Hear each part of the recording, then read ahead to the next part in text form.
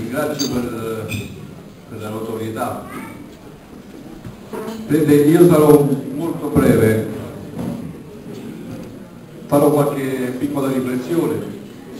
Io sono uno di quei due che il partito ha ritenuto di candidare per fare in modo che questa lotta avesse anche un'immagine e una testimonianza di chi con tanti di voi ha lottato in questi 3 anni per avere un qualche provvedimento per risolvere questo grave problema.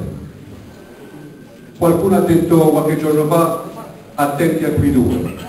Difatti da qui a poco voi sentirete anche l'amico Cardamuro, e come i fuochi artificiali si inizia piano, perché io sono un poco più metodico, e poi sentirete le schioppettate di Cardamuro. Io però questa sera, perché ormai per noi la campagna elettorale è chiusa, per il senatore forse continua ancora per alcune ore, ma per noi finisce forse qua, intendo come discorsi, come incontri con il pubblico. Quindi questa sera io lo so che non ho tutta la platea, ho tutte le persone che ci hanno ascoltato in queste settimane, però lo voglio dire perché ho una necessità, ho qualcosa nel cuore e devo dirlo. Io sono stato sindaco per 8 anni, ho amministrato il mio paese dal 1994 al 2002. Ebbene, quando io sento tante persone che accusano sia politici sia per cittadini normali, dice vabbè, ma se me la battevano all'inizio, io forse oggi non mi trovavo in queste condizioni, non vivevo questo dramma. Beh, io una volta ho fermato una donna che nella disperazione diceva questo, e dico: signora, noi adesso stiamo facendo una processione, stiamo facendo una manifestazione, forse l'avremmo fatta anche 10 anni fa quando io ero al comune e venivo a casa vostra, mandavo i vigili, vi fermavo. Che cosa avreste detto all'epoca? Quando è un merdosino, mica la sta facendo con i suoi soldi. Queste frasi ricorrevano spesso. Noi nella nostra terra, con i nostri soldi, ci facciamo una casa. E qual è il dramma degli amministratori dell'epoca? Dell'epoca di quelli che attualmente amministrano i nostri paesi? Quella di non poter dare risposte. Io il piano regolatore l'ho avuto nel 2000 nel mio comune, ma era un piano regolatore inutile. Era inutile perché aveva 1000 mani in più rispetto a quello che erano le esigenze del paese, perché era come il polo di Trilussa. Nelle statistiche tutti avevano la casa, ma poi nella sostanza uno ne aveva 3 e un altro nessuno. E poiché ognuno di noi che amministrava questi territori sapeva le esigenze di tanta gente, facevamo i provvedimenti, è certo, ma non avevamo il coraggio di abbatterli. E io sono fiero, onorato di non averli abbattuti. Perché bisogna dire le cose e chiamare le cose con il loro nome. Bazzolino, dato per fare un nome perché la sinistra che si nasconde ancora, mi dovrebbe rispondere adesso, ora per allora. Bazzolino quando si è insediato in Regione Campania, io ero ancora sindaco, e poiché noi eravamo missivi secondo loro, Bazzolino ha ritenuto di nominare i commissari ad acre per fare in modo che queste costruzioni andassero giù. Io è una cosa, senatore, che non ho mai capito. Come si fa? Questo per dire la presa in giro che portavamo in atto tutti, a tutti i livelli. Cioè Bazzolino nominava commissario ad acta lo stesso sindaco missivo. Cioè noi avevamo nominato commissari per fare quello che avevamo fatto prima quando come sindaco. Cioè prendevamo per i fondelli noi stessi. E allora dico, e quante volte lo dico in pubblico, mi me le fanno per testimoni. Io sono pronto a pagare se ho sbagliato, se sono stato missivo, se sono stato colluso, come voglio dire.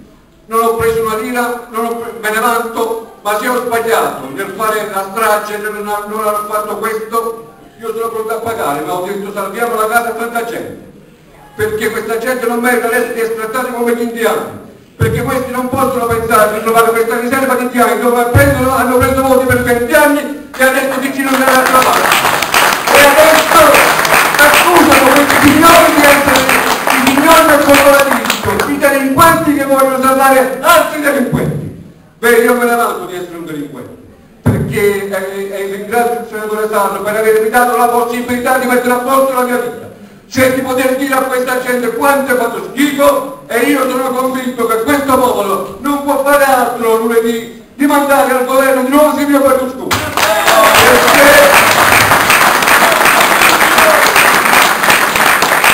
Perché non c'è il coraggio. Io sono stato al Senato all'audizione dei sindaci, quando ho visto quella farsa di quei due che adesso tra l'altro non sono stati nemmeno candidati, si chiamavano Della Seta e Ferrante. Avete sentito in questi due, voi ormai conoscete il milleproroghe, conoscete i nomi, conoscete le persone per bene, conoscete quei millantatori. Quel signor Ferrante, quando lasciamo la sala, e chiudo con questo, al sindaco di Ischia, mi sembra, Ferrandino, un tesserato del Partito Democratico, del suo partito, quando il sindaco prese la tessera e gliela strappò in faccia, perché disse lei non poteva ridere e toccarsi col suo collega etichettando ci da camorristi, perché a ogni frase dei nostri sindaci si toccavano e ridevano e sorridevano e ammiccavano come se stessero parlando di più grandi delinquenti. A un certo punto lui rispose: sindaco, dice lei deve capire che alcuni suoi colleghi hanno tante fesserie, dietro pochi casi si nasconde tanta criminalità, tanta delinquenza, c'è il Vesuvio. Allora io mi sono fatto avanti e non so se ricordo senatore, mi voleva far arrestare, perché dice lei che? Dico, io non sono un sindaco, vedi, non sono stato. Oggi mi vergognerei di essere un sindaco che rappresenta questo Stato. Però io le voglio dire una sola cosa.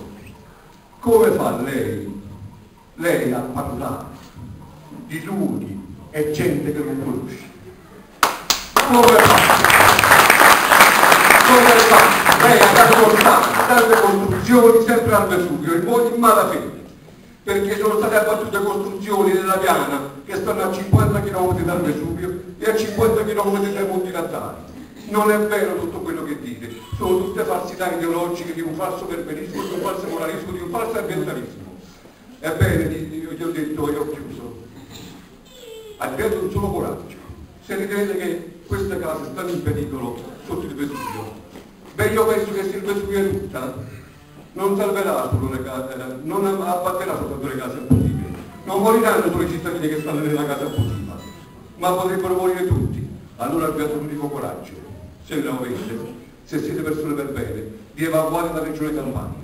Se farete questo sarete persone che sono concrete e sono coerenti con quello che dicono, altrimenti è solo demagogia. Vergognatevi, e noi abbiamo un unico dovere, un unico modo per fare in modo che questa gente scompaia dalla cartina geografica politica dell'Italia, perché ne abbiamo certi, abbiamo questi signori. Io non so se vi parlare, ma questi governano e hanno tutto necessario per poter fare in modo che le nostre comunità abbiano quel che meritano. Si chiami condono o si chiama apertura, come dicono quei gradassi del PD, o la riapertura della perché non hanno il coraggio di chiamare le cose per il loro nome. Loro parlano di riaprire la 326 e sospendere le demolizioni. Noi siamo per il condono, perché così si chiama, e per sospendere immediatamente, caro senatore, le demolizioni, perché possiamo fare tutte le concentrazioni del mondo, possiamo studiare tutti i fenomeni, prendiamoci tutto il tempo che vogliamo, disegno di legge o non disegno di legge, ma questa gente deve avere le ruspe ferme, il mostro deve essere fermato.